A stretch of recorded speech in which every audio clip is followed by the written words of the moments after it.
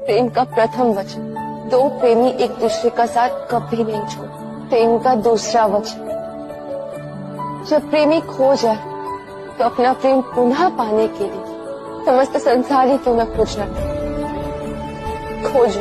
प्रेम का तीसरा वचन, अपने प्रेमी के मन से प्रेम करो, तन से। प्रेम का चौथा वचन, यदि प्रेम में प्रेमी अनुचित मार्ग पर चला जाए तो बल से ही प्रेमी को रोकना प्रथम धर्म।